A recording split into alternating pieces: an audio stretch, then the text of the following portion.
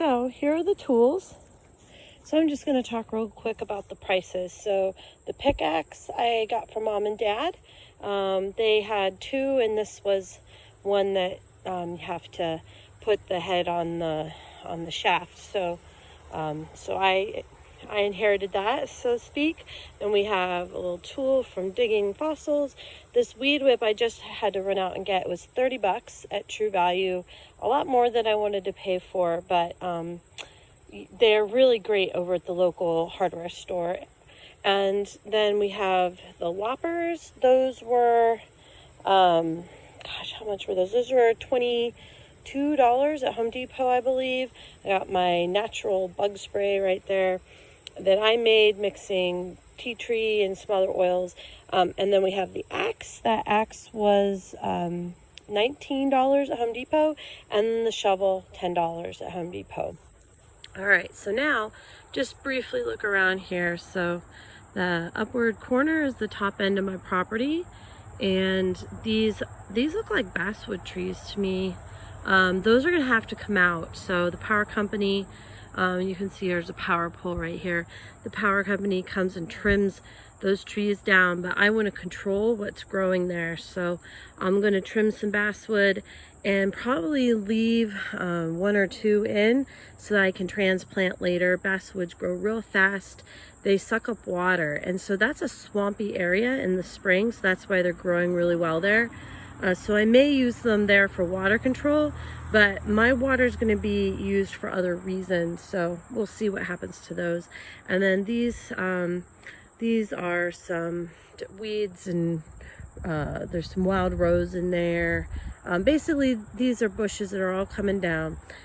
This will probably be my backyard right here, but I want to use these sunny areas for my apple trees and my elderberry bushes. So this is going to be some of the first stuff to come down, because this is the best garden area. Same with these basswoods. There's some grapevines growing up on these trees. I may or may not cut those down, so we're going to see what produces grapes, and we'll leave that. But I'm definitely taking down the vines and the poison ivies that are hurting my big healthy trees. So those are going to be some of the first projects. And then down here is actually a really nice way to enter into the property. There's some of the water concentrates on this end in the spring, and I built a little bridge over it right here. So this is our way into the property right now. This is going to be trimmed back today to make it easy. Back there is where I did my first video.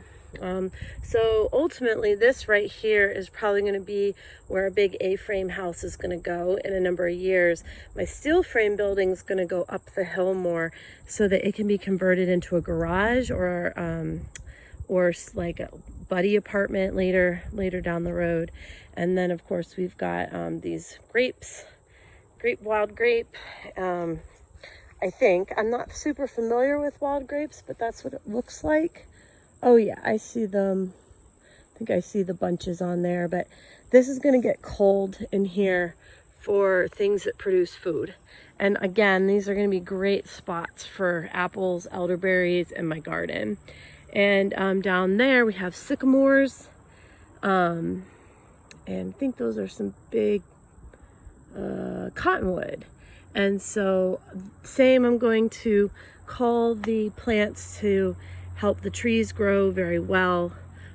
Same with the sumac down there. The sumac has some beautiful red leaves in the fall, so I'll just cull out what is inhibiting the growth of the other trees. And then the forest is filled with wood, so we'll have lots of wood to use for retaining walls. And oh look, some berries, see that? So we got berry bushes here, wild rose. Oh, those are rose hips actually, now that I look a little closer.